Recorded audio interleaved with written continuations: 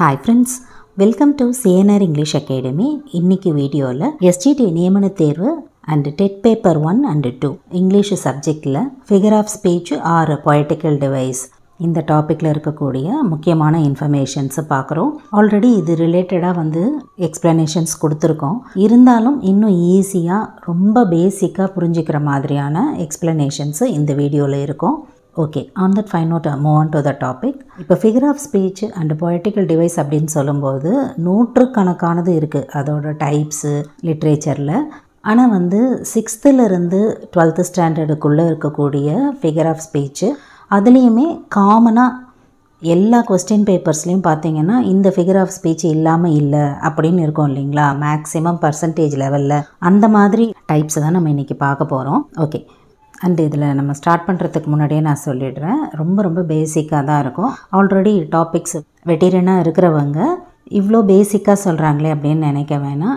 Other மேஜரில் இருக்கிறவங்க சிம்பிளாக இருக்கக்கூடிய ஃபிகர் ஆஃப் ஸ்பீச் கூட டவுட்ஸ் இருக்குது. அதனால தான் நம்ம இந்த எக்ஸ்ப்ளனேஷன்ஸு கொடுக்குறோம்.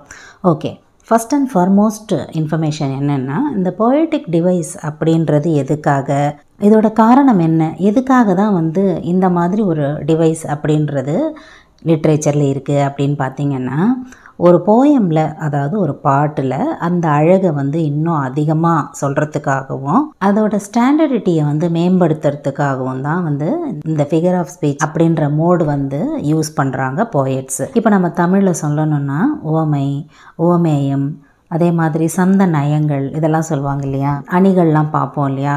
அணி இல்லாத செய்யுள் அழகு இல்லாமல் இருக்கோ அப்படின்லாம் நம்ம படிச்சிருக்கோம் இல்லைங்களா. அந்த மாதிரி யூசேஜ் தான் இந்த பொயட்டிக் டிவைஸு. அதில் ஃபஸ்ட் அண்ட் ஃபார்மோஸ்ட் பார்த்திங்கன்னா இந்த ரைமிங் வேர்ட்ஸ் அப்படின்னா என்ன அப்படின்னு நம்ம தெரிஞ்சுக்கணும். ஒரு சில நேரத்தில் ரொம்ப ஈஸியாக கொஸ்டின் பேப்பர்ஸை செட் பண்ணும்போது ஒரு 4 வரியை கொடுத்துட்டு, ஒரு ஸ்டான்ஸாக கொடுத்துட்டு ரைமிங் வேர்ட்ஸ் கூட ஈஸியாக கேட்டுட்டு போயிடுவாங்க. ஸோ இந்த மாதிரி தான் இருக்கும். வரிகள் கொடுத்துட்டு ஐடென்டிஃபை த ரைமிங் வேர்ட்ஸ் அப்படின்னு கேட்கும்போது நீங்களே இது வரைக்கும் ஈஸியாக கண்டுபிடிச்சிருப்பீங்க. The woods are lovely dark and deep but I have promises to keep and miles to go before I sleep and miles to go before I sleep அப்படின்னு 4 வரிகள் இருக்குது இல்லைங்களா. இந்த போயமில் இருக்கக்கூடிய இந்த லாஸ்ட் வேர்ட்ஸை நம்ம கவனிக்கணும். அதாவது ஒரே மாதிரி இந்த சவுண்டு இருக்கும் அந்த வார்த்தைகள். இப்போ அந்த ஃபஸ்ட்டு லைனோட லாஸ்ட் வேர்டு பாருங்கள், டீப்பு, கீப்பு. அதே மாதிரி 3rd line and 4th line பாருங்கள், ஸ்லீப்பு, ஸ்லீப்புன்னு இருக்குது. இதுதான் இந்த 4 வரிகளோட ரைமிங் வேர்ட்ஸு. அது எப்படி வேணால் இருக்கலாம், வாலு, ஹாலு, ஹே, ஹவே, அந்த மாதிரி எக்ஸாம்பிள்ஸில் last line of the word of the poem. இதைத்தான் நம்ம ரைமிங் வேர்ட்ஸ் அப்படின்னு சொல்கிறோம். அண்டு செகண்ட் பார்த்திங்கன்னா ரைம் ஸ்கீம். இப்போ அதே லைனில் நம்ம இந்த வரிகளுக்கு ரைம் ஸ்கீம் கண்டுபிடிக்க போகிறோம். இதுவுமே ரொம்ப ஈஸி தான். ஒரு சில பேர் போயம் லைன்ஸ் எல்லாம் மென்ஷன் பண்ணி இந்த ரைம் ஸ்கீம் கரெக்டாக அப்படின்னு கூட வாட்ஸ்அப்பில் கேட்குறீங்க. அதில் ஒரு சில நேரத்தில் சின்ன சின்ன மிஸ்டேக்ஸ் அந்த ரைம் ஸ்கீமையே மாற்றிடுது. அதுக்காக தான் இந்த பேசிக்காக சொல்லணும்னு நினச்சேன். ஓகே, இப்போ ரைம் ஸ்கீம் பார்க்கலாம். போயமோட லைன் இருக்குது இல்லைங்களா, அந்த லைனோட கடைசி வார்த்தை இருக்குது இல்லையா. இப்போ ஃபார் எக்ஸாம்பிள் இந்த ஃபஸ்ட்டு லைனோட கடைசி வார்த்தை டீப் அப்படி இருக்குது இல்லைங்களா. இந்த வார்த்தை அமைப்பு இருக்குது இல்லையா, அதுதான் ரைம் ஸ்கீம் அப்படின்னு நம்ம சொல்கிறோம். எதுவாக இருந்தாலும் ஃபஸ்ட்டு லைன் நீங்கள் ஏ அப்படின்னு தான் நீங்கள் மார்க் பண்ணணும். இப்போ இந்த 4 லைனுக்கு நம்ம ரைம் ஸ்கீம் கண்டுபிடிக்கிறோம் அப்படின்னு வச்சுக்கோங்களேன். இப்போது இந்த last word of the line இதை நம்ம ஏ அப்படின்னு தான் நம்ம மார்க் பண்ணணும். இப்போ ஃபஸ்ட்டு லைனில் இந்த லாஸ்ட் வேர்டு டீப் இல்லைங்களா. அதே மாதிரி இந்த செகண்ட் லைனோட லாஸ்ட் வேர்டு கீப்பு. ஏறக்குறைய இந்த 2 லைனும் பார்த்திங்கன்னா அந்த வேர்டு பார்த்திங்கன்னா சேமாக தான் இருக்கு இல்லையா, டீப்பு, கீப்பு, ஏ. அண்டு இந்த 3rd லைன் பாருங்கள், and miles to go before I ஸ்லீப்புன்னு இருக்கா. இந்த சவுண்டும் பாருங்கள், டீப்பு, கீப்பு, ஸ்லீப்பு. அகெயின் இது ஏ.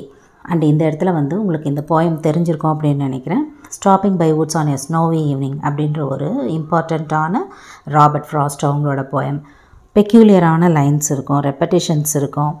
அகெயின் இங்கேயும் பார்த்தீங்கன்னா and miles to go before I ஸ்லீப்னு சொல்லும்போது அகெயின் ஏ தான் வரும். ஸோ இந்த 4 லைனோட ரைம் ஸ்கீம் பார்த்திங்கன்னா ஏ ஏ ஏ ஏ அப்படின்னு வரும். இஃப் சப்போஸ் இந்த இடத்துல இந்த ஸ்லீப்பு அப்படின்ற இடத்துல வேறு ஏதாவது சவுண்டு இருக்கக்கூடிய வார்த்தைகள் வந்ததுன்னா, ஃபார் எக்ஸாம்பிள் இந்த இடத்துல இப்போ கீப்புக்கு பதில் இந்த இடத்துல சோல் அப்படின்னு முடியுதுன்னு வச்சுக்கோங்களேன். பொதுவாக இந்த மாதிரி வார்த்தைகள் நம்ம போயமில் பார்ப்போம் இல்லையா. அப்போது இந்த கீப் அப்படின்ற வேர்டு செகண்ட் லைனுக்கும் இது தேர்ட் லைன் இல்லையா, அசம்ஷன் ஒரு எக்ஸாம்பிளுக்கு. அப்போது கீப்பு சோல் அப்படின்றது டோட்டலாக டிஃப்ரெண்ட்டாக இருக்கும் அந்த வேர்டு. ஸோ அது வந்து பி அப்படின்ற ரைம் ஸ்கீமில் நம்ம மார்க் பண்ணுவோம், அப்படியே மாறும். எக்ஸாம்பிளுக்கு நான் சொல்லிகிட்ருக்கேன், இந்த போயமோட லைன்ஸ் கிடையாது, உங்களுக்கு புரியும்னு நினைக்கிறேன். அப்போது ஏஏ பிஏ அப்படின்ற மாதிரி அந்த போயமோட ரைம் ஸ்கீம் வந்து மாறும். ஸோ இப்படி தான் வந்து ஒரு நார்மலாக ஒரு போயமோட ரைம் ஸ்கீமை வந்து நம்ம கண்டுபிடிப்போம். ஈஸியாக தான் இருக்குது இல்லைங்களா. ஒன்றும் இல்லை, அந்த லாஸ்ட் வேர்டோட சவுண்டை நீங்கள் வந்து கண்டுபிடிச்சாலே உங்களுக்கு ஈஸியாக நீங்கள் ரைம் ஸ்கீமை வந்து ஐடென்டிஃபை பண்ணிடலாம். ஓகே, இப்போ இதில் எப்படி நீங்கள் வந்து ப்ராக்டிஸ் பண்ணி பார்க்குறது அப்படின்னு பார்த்தீங்கன்னா, ஒரு போயம் எடுத்துக்கோங்க, அந்த லாஸ்ட் வேர்டை மார்க் பண்ணி பார்த்துட்டு செக் பண்ணுங்கள். அப்போவே உங்களுக்கு ஈஸியாக தெரிஞ்சிடும் எந்த அளவுக்கு உங்களால் வந்து ஈஸியாக ரைம் ஸ்கீமை வந்து கண்டுபிடிக்க முடியுது அப்படின்னு சொல்லி. ஓகே, நெக்ஸ்ட் ஒன் வந்து சிமிலி, இம்பார்ட்டண்ட்டான ஃபிகர்ஸ் ஆஃப் ஸ்பீச்சு. சிமிலி அப்படின்னு சொல்லும்போது தமிழில் நம்ம வந்து ஓமை அணி அப்படின்னு சொல்லுவோம். கம்பேரிசன், அதாவது ரெண்டு விஷயங்களை வந்து கம்பேர் பண்ணுறது. இதை வந்து பொதுவாக ஆஸ் அப்படின்ற வேர்டு, அதே மாதிரி லைக்கு, அப்படி இல்லைன்னு சொன்னால் இன்னொரு கம்பேரிசனும் இருக்குது, ஜஸ்ட் ஆஸ் அப்படின்ற வேர்டுமே சிமிலியை வந்து சொல்லக்கூடிய வார்த்தை தான். இந்த மாதிரி வேர்ட்ஸ் எல்லாமே வந்து கம்பேரிசனுக்காக யூஸ் பண்ணக்கூடிய வார்த்தைகள். எது எது?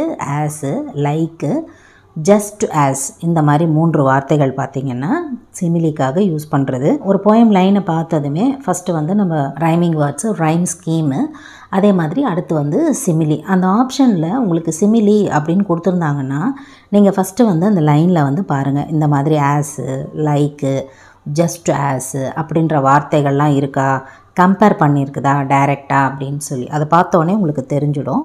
இப்போ பாருங்கள், இங்கே கொடுத்துருக்கக்கூடிய எக்ஸாம்பிளில் as low as a sloth, as busy as a bee, as innocent as a lamb, இந்த மாதிரி ஆஸை யூஸ் பண்ணி கொடுத்துருக்கக்கூடிய எக்ஸாம்பிள்ஸ். இதெல்லாம் வந்து டைரெக்டாக இருக்கக்கூடிய சிமிலிக்கான எக்ஸாம்பிள் லைன்ஸே நம்ம பார்க்குறோம் ஈஸியாக வந்து ஐடென்டிஃபை பண்ணுறதுக்காக. அண்ட் அதே மாதிரி லைக்கை வச்சு கம்பேர் பண்ணிங்கன்னா எக்ஸாம்பிளில் பார்த்தீங்கன்னா த world is like a stage, அதே மாதிரி my love is like a red rose, லைக்கை வச்சு கம்பேர் பண்ணி சொல்கிறது. As slow as a sloth, sloth அப்படின்னு சொல்லும்போது சோம்பல், சோம்பலை போன்று மெதுவாக, எப்படி இருக்குது பாருங்கள் அந்த கம்பேரிசன். அதே மாதிரி as busy as a bee, தேனீக்களை போன்று அவ்வளோ சுறுசுறுப்பாக, இல்லைங்களா. As innocent as a lamb, innocent அப்படின்னு சொல்லும்போது ரொம்ப அப்பாவித்தனமாக இருக்கிறது, லேம்பு போல். அடுத்து பார்த்திங்கன்னா the world is like a stage, இந்த உலகமே நாடக மேடை போன்றது, அந்த மாதிரி கம்பேர் பண்ணி சொல்கிறது. My love is like a red rose, என்னுடைய அன்பு இந்த சிகப்பு ரோஜாவை போன்றது, அந்த மாதிரி. அடுத்து மெட்டஃபர், மெட்டஃபர் அப்படின்னு சொன்னால் உருவகம் அப்படின்னு நமக்கு தெரியும். சிமிலியில் வந்து எப்படி வந்து லைக், ஆஸு, அதே மாதிரி ஜஸ்ட் ஆஸ் அப்படின்ற வார்த்தைகளை வச்சு கம்பேர் பண்ணுவாங்களோ, இங்கே வந்து அந்த மாதிரி வார்த்தைகள் இல்லாமையே வந்து கம்பேர் பண்ணியிருப்பாங்க. அதை தான் நம்ம வந்து மெட்டஃபர், உருவகப்படுத்துறது அப்படின்னு சொல்கிறோம். அதாவது அந்த குவாலிட்டிஸை வந்து மறைமுகமாக வந்து ஒப்பிட்டு சொல்கிறது. இதில் பாருங்கள், new friendship, high adventure and a crown, அது எதை போன்றது? அந்த நியூ ஃப்ரெண்ட்ஷிப்பு, அந்த ஹை அட்வென்ச்சர் எப்படி போனதுன்னா அந்த க்ரௌனை போன்றது. அந்த மாதிரி லைக் எ க்ரௌன் அப்படின்னு சொல்ல அண்ட் எ க்ரௌனுன்னு சொல்லியிருக்காங்க. ஆனாலும் இது வந்து கம்பேரிசன் தான், இல்லைங்களா. இரு மாறுபட்ட இருக்கக்கூடிய விஷயத்தை வந்து மறைமுகமாக வந்து கம்பேர் பண்ணுறது, அதே மாதிரி மிகைப்படுத்தி சொல்கிறது, இதை தான் வந்து நம்ம மெட்டஃபர் அப்படின்னு சொல்கிறோம். அண்ட் செகண்ட் எக்ஸாம்பிள் பாருங்கள், she is a lioness doesn't mess with her, she is like a lioness அப்படின்னு சொன்னாலுமே கம்பேரிசன் தான். ஷீ இஸ் எ லைனஸ் அப்படின்னு சொன்னாலுமே அவள் சிங்கம் போன்றவள், இல்லையா. லைனஸ் அப்படின்னு சொன்னாலுமே இங்கே போன்ற அப்படின்ற வேர்டு வந்து வரல, ஆனாலுமே அது வந்து கம்பேரிசன் தான். ஸோ இந்த மாதிரி லைன்ஸ் வந்து மெட்டஃபர் அப்படின்ற டிவைஸில் வரும். நெக்ஸ்ட் ஒன் பர்சானிஃபிகேஷன், ரொம்ப ஈஸியான ஒரு ஃபிகர்ஸ் ஆஃப் ஸ்பீச்சு. அதாவது மனித பண்புகளை, ஹியூமன் குவாலிட்டிஸை வந்து உயிரற்ற பொருள், அதே மாதிரி அதோட குணங்கள், அதோட வந்து ரிலேட் பண்ணி சொல்கிறது, இது தான் வந்து பர்சானிஃபிகேஷன் அப்படின்னு சொல்லுவாங்க. இதில் இருக்கக்கூடிய எக்ஸாம்பிள்ஸ் பார்த்தாலே உங்களுக்கு ஈஸியாக தெரிஞ்சிடும். The breeze whispered secrets to the trees, breeze இந்த தென்றல் வந்து விஸ்பர்டு அப்படின்னு சொன்னால் மர்மர்டு, முணுமுணுக்கிறது இல்லையா. தென்றல் வந்து மரங்களிடம் ரகசியங்களை முணுமுணுத்தது, இல்லையா? எங்கேயாவது தென்றல் வந்து பேசுமா? பேச முடியாது இல்லையா? மனிதர்கள் தான் வந்து பேசுவாங்க. அது நம்ம எல்லாருக்குமே தெரிஞ்ச விஷயம் தான். ஸோ ஹியூமன் ஆட்ரிபியூட்ஸ் இதை வந்து நம்ம வந்து உயிரற்ற பொருளுக்கு வந்து ரிலேட் பண்ணி சொல்கிறது. அண்டு நெக்ஸ்ட்டு பாருங்கள், the curtain danced in the summer wind. எப்படி இப்போ வந்து கர்டன் வந்து டான்ஸ் ஆடும் இல்லையா? இந்த சம்மர் விண்டில் வந்து அது டான்ஸ் ஆடுதாமா. அதை காற்றில் ஆடுறது வந்து கர்டன் வந்து டான்ஸ் ஆடுற மாதிரி அது மேலே ஏற்றி சொல்கிறது. And the sun draped the world in a golden blanket. அந்த பொன்னிறமான ஒளிக்கதிர்களை வந்து சூரியன் உலகின் மீது படரச் செய்தது. அவ்வளோ வெயில் இல்லையா? அதை வந்து கோல்டன் பிளாங்கெட் அப்படின்னு சொல்கிறது. இந்த மாதிரி வார்த்தைகள் நீங்கள் வந்து சப்போஸ் அந்த ஆப்ஷனில் உங்களால் கண்டுபிடிக்க முடியல, கஷ்டமாக இருக்குது அப்படின்னு சொன்னாலும் இந்த மாதிரி வரிகளெல்லாம் நீங்கள் ஞாபகம் வச்சுக்கிட்டீங்கன்னு சொன்னால், இஃப் சப்போஸ் உங்களுக்கு கொடுக்கக்கூடிய பொயட்டிக் லைன்ஸ் இந்த மாதிரியெல்லாம் இருந்ததுன்னா நீங்கள் ஈஸியாக வந்து அந்த போயம் லைன்ஸை வந்து கண்டுபிடிச்சிடலாம். அதுக்காக தான் வந்து ஈஸி எக்ஸாம்பிள்ஸாக கொடுத்துருக்கோம். ஒரு எக்ஸாம்பிள்ஸுமே நீங்கள் நோட் பண்ணிக்கோங்க. 1க்கு 2 முறை பார்த்துட்டிங்கன்னு சொன்னால் ரொம்ப ஈஸியாகவே நீங்கள் வந்து கண்டிப்பாக உங்கள் எக்ஸாமில் வந்து ஆன்சர் பண்ண முடியும். ஓகே, நெக்ஸ்ட் ஒன் பாருங்கள், அல்லிட்ரேஷன். அல்லிட்ரேஷன் அப்படின்னு சொன்னாலே கான்சனன்ட் சவுண்டு. இதை நம்ம டீப்பாகவே பார்த்துருக்கோம். அடுத்து அந்த கான்சனன்ட் சவுண்டு வந்தது அப்படின்னு சொன்னால் அது வந்து அல்லிட்ரேஷன். நமக்கு எல்லாருக்குமே தெரியும் வவல் சவுண்ட் என்ன, கான்சனன்ட் சவுண்ட் என்ன. இந்த 26 லெட்டர்ஸில் வந்து வவல்ஸை தவிர மீதி இருக்கக்கூடிய கான்சனன்ட் சவுண்ட்ஸில் வரக்கூடிய சவுண்டு எல்லாமே வந்து அல்லிட்ரேஷன் தான், அடுத்தடுத்து வரும் அப்படின்னு சொல்லி. இதில் பாருங்கள், with forward face and unreluctant to soul.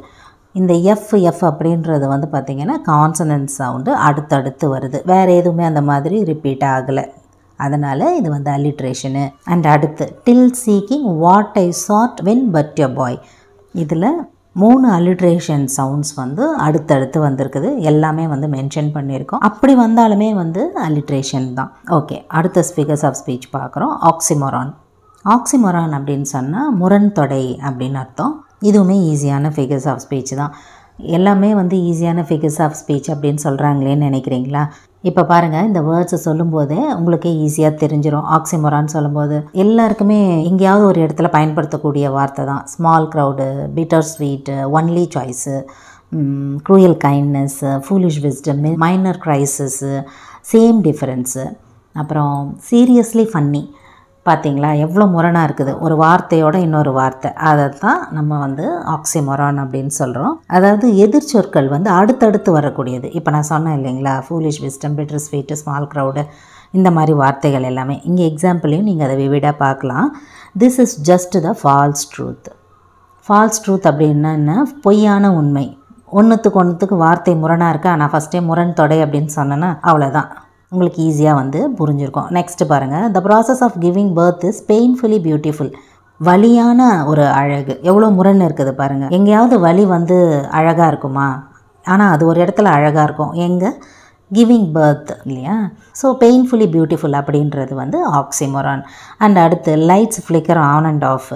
On and off அப்படின்றதும் ஆப்போசிட் வேர்ட்ஸு அடுத்தடுத்து வருது. And we once never borrow never lent. இது ஒரு பொயட்டிக் லைன். ஆக்சுவலாக ஃபேமஸ் போயம்லேருந்து வந்தது. நீங்கள் இது வரைக்கும் 6th to 10th வரைக்கும் படிச்சிருந்தீங்கன்னு சொன்னாலே இந்த போயம் லைன் உங்களுக்கு எங்கே வந்திருக்குது அப்படின்னு ஈஸியாக கண்டுபிடிக்க முடியும். அதாவது அந்த பாரோ லெண்ட் அப்படின்றது வந்து ஆப்போசிட் வேர்ட்ஸ் இல்லையா, அடுத்தடுத்து வரக்கூடியது. ஓகே, இப்போ ஈஸியாக ஆக்சிமோரான் அப்படின்னாலும் உங்களுக்கு ஈஸியாக புரிஞ்சிருக்கும் அப்படின்னு நினைக்கிறேன். நெக்ஸ்ட்டு ஓனமட்டோஃபோயியா. இந்த சவுண்டு டிஃப்ரென்ஸில் 2 வகையாக உச்சரிக்கிறவங்களும் உண்டு. இது வந்து ரொம்ப சிம்பிளாக சொல்லணுன்னா, இந்த பொருட்கள் எழுப்பக்கூடிய ஒலியோடு தொடர்புடைய வேர்ட்ஸ், அவ்வளோதான். அந்த வார்த்தையை இப்போ ஒருத்தர் உச்சரிக்கும் போது அதை கேட்டாலே அது சவுண்டோட வந்து ரிலேட் ஆகிருக்கும். For example oink, meow, roar, chirp, buzz, thud. இப்போ நான் சொல்லும்போதே பார்த்தீங்களா அது ஒரு சவுண்டை ப்ரொடியூஸ் பண்ணுற மாதிரியே இருக்குது அந்த வேர்ட்ஸு. அதை நீங்கள் அதோட ரிஃப்ளெக்ஷனை இந்த எக்ஸாம்பிள்ஸில் நீங்கள் பார்க்கலாம். Lights flicker on and of. Flicker அந்த எரியக்கூடியது, அது ஃப்ளிக்கர் அப்படின்னும் போது அந்த வேர்டையும் தாண்டி அதில் இருக்கக்கூடிய அந்த சவுண்டு நம்மளை அதிகமாக வந்து இருக்குது. அதுதான் வந்து இந்த onomatopoeic or onomatopoeia words. Next word next sentence பாருங்கள். Pitter patter rain drops on my pane. ஆக்சுவலாக வந்து டங் ட்விஸ்டரில் கூட இந்த மாதிரி வேர்ட்ஸ் நம்ம நிறைய பார்க்கலாம், இந்த பிட்டர் பேட்டர் அப்படின்றதெல்லாம். நெக்ஸ்ட் ஒன் பாருங்கள். The flood water gushed through the town. Gushed அப்படின்ற வேர்டு. அதே மாதிரி the owl hooted in the tree. Hooted. The leaves crunched under my feet as I walk through the woods. So crunched அப்படின்ற வார்த்தை. இது எல்லாமே வந்து வார்த்தையை பார்க்கும்போதே நீங்கள் onomatopoeic வேர்ட்ஸ் சவுண்டோட ரிலேட் ஆகிருக்குது அப்படின்றத தெரிஞ்சுக்கலாம். Next one repetition. அகைன் நான் ஃபஸ்ட்டு பார்த்த போயமில் இருந்து தான் இந்த ரெப்படிஷன் எக்ஸாம்பிள்ஸும் நம்ம பார்க்க போகிறோம். ரெப்படிஷன் அப்படின்னா இருக்கக்கூடிய ஒரு வேர்டோ அப்படி இல்லைன்னு சொன்னால் வரிகளோ மறுபடியும் வந்து சொன்ன விஷயத்தையே வந்து சொல்லிக்கிட்டே இருந்தது, இன்சிஸ்ட் பண்ணுது, ஸ்ட்ரெஸ் பண்ணுது அப்படின்னு சொன்னால் அது வந்து ரெப்படிஷன் அப்படின்னு அர்த்தம். இந்த ரெப்படிஷனில் பார்த்திங்கன்னா நிறைய டைப்ஸ் இருக்குது. எபிமோனு, எபிஸ்ட்ரோஃபி, கிரெடேஷியோ, இந்த மாதிரி நிறைய டைப்ஸ் இருக்குது. இதையே வந்து போயட்ஸ் வந்து யூஸ் பண்ணுறாங்க பர்டிகுலராக இந்த டிவைஸ் அப்படின்னு பார்த்திங்கன்னா ஸ்ட்ரெஸ் பண்ணுறதுக்கு, அதிகமாக அதை வந்து வலியுறுத்தி சொல்கிறதுக்கு, அதுக்காக தான் இந்த ரெப்படிஷன் வந்து யூஸ் ஆகுது. இங்கே வந்து பாருங்கள், and miles to go before I sleep, இந்த வரிகளை வந்து நம்மளோட ஃபார்மர் பிரைம் மினிஸ்டர், அதை விட இன்னும் பொருத்தமாக சொல்கிறதா தான் இந்தியாவின் முதல் பிரதமர் ஜவஹர்லால் நேரு அவரோட டேபிளை அலங்கரித்த வரிகள் அப்படின்னு சொல்லலாம். டெய்லி வந்து இந்த வரிகள் வந்து அவருக்கு ரொம்ப பிடிச்சது. அதே மாதிரி அவரோட டேபிளில் இந்த லைன்ஸ் பார்க்கலாம் அப்படின்னு சொல்லுவாங்க. ராபர்ட் ஃப்ராஸ்டோட ரொம்ப ஆழமான ஒரு கருத்துக்களை கொண்ட ஒரு வரிகள் and miles to go before I sleep அப்படின்னு சொல்லக்கூடியது. எல்லாருக்குமே ஏதோ ஒரு சூழ்நிலையில் பொருந்தக்கூடிய ஒரு வரிகள், கண்டிப்பாக ரொம்ப மோட்டிவேஷனாக இருக்கக்கூடிய வரிகள் அப்படின்னு சொல்லலாம். அதே மாதிரி நீங்கள் பார்த்துருப்பீங்க 10th கூட வந்து நோ மென் ஆர் ஃபாரின் அப்படின்னு ஒரு போயம் இருக்கும். அதில் வந்து பார்த்திங்கன்னா ஜேம்ஸ் கிர்கப் அப்படின்ற ஒரு போயட்டை வந்து ரிமெம்பர் அப்படின்ற வேர்டை வந்து அந்த போயமில் வந்து நோ மென் ஆர் ஃபாரினில் வந்து இன்சிஸ்ட் பண்ணி சொல்லிக்கிட்டே இருப்பார். ஒரு 5-6 முறை அந்த வார்த்தை வந்து வந்துக்கிட்டே இருக்கும். அதாவது ஒன்னஸ் ஆஃப் மேன்கைண்ட், மனிதம் ஒன்றுதான் அப்படின்னு சொல்லக்கூடிய சென்ட்ரல் தீமில் அந்த போயம் வரும். இந்த மாதிரி ரெப்படேஷன் வந்து சொல்லிக்கிட்டே போகலாம். அதோட மீனிங் உங்களுக்கு புரிஞ்சிருக்கும்னு நினைக்கிறேன். And then last one rhetorical questions. இது வந்து ஆக்சுவலாக 12th இருக்கக்கூடிய ஒரு போயம்.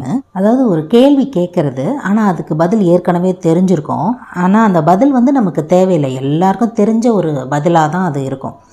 அந்த மாதிரி ரெட்டாரிக்கலாக வந்து கேட்கக்கூடியது, இதுதான் வந்து ரெட்டாரிக்கல் கொஸ்டின் அப்படின்னு சொல்கிறது. பொதுவாக இந்த சென்டென்ஸ்லேயே வந்து அந்த கொஸ்டின் மார்க்கை போட்டே வந்து கொடுத்துருப்பாங்க ரெட்டாரிக்கல் அப்படின்னு சொல்லும்போது. அப்போவுமே வந்து நம்ம ஈஸியாக கண்டுபிடிச்சிடலாம் அது ரெட்டாரிக்கலாக இருக்கிறதுக்கான வாய்ப்பு அதிகம் அப்படின்னு சொல்லி.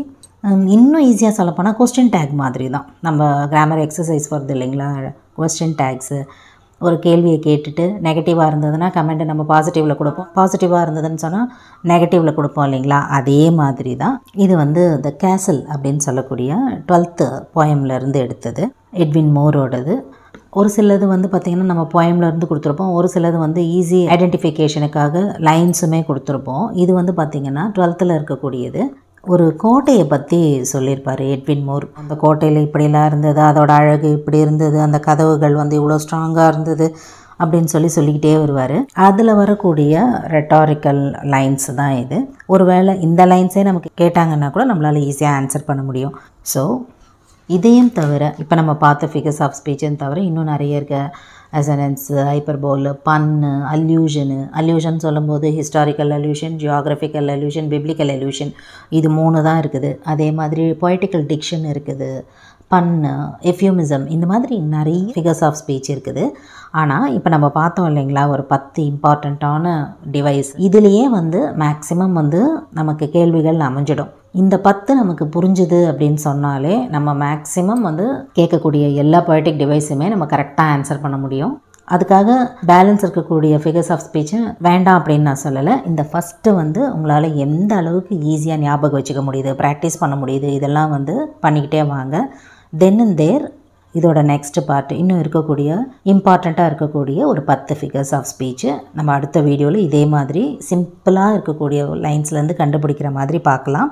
ஏன்னா பேசிக்காக நமக்கு இது வரைக்கும் ஃபிகர்ஸ் ஆஃப் ஸ்பீச்சுனால வேகாக இருக்குன்னு நினைக்கிறவங்க கூட இந்த மாதிரி ஈஸியாக கேட்டாங்க அப்படின்னு சொன்னால் ஈஸியாக ஆன்சர் பண்ணுற மாதிரி தான் உங்களுக்கு இந்த வீடியோ இருந்திருக்கும். இதை ப்ராக்டிஸ் பண்ணுங்கள். 6th 12th வரைக்கும் இருக்கக்கூடிய போயமில். அண்டு 6th வந்து பார்த்திங்கன்னா ஃபஸ்ட் டேர்ம் செகண்ட் டேர்மில் எந்தெந்த டிவைஸ் வருது எந்தெந்த லைனுக்குன்னு சொல்லி நம்ம தனியாகவே கொடுத்துருப்போம். அண்ட் அதோட லிங்க்குமே வந்து பார்த்திங்கன்னா உங்களுக்கு டிஸ்கிரிப்ஷனில் இருக்கும், பார்க்காதவங்க பார்த்து யூஸ் பண்ணிக்கோங்க. இதில் உங்களுக்கு ஏதாவது டவுட்ஸ் இருந்ததுன்னு சொன்னால் வழக்கம் போல் உங்களோட கமெண்ட் செக்ஷனில் சொல்லுங்கள். Up to this I conclude. இதே மாதிரி ஒரு நல்ல வீடியோவில் உங்களை நான் மீட் பண்ணுறேன். தேங்க்யூ ஃப்ரெண்ட்ஸ், தேங்க்ஸ் ஃபார் வாட்சிங்.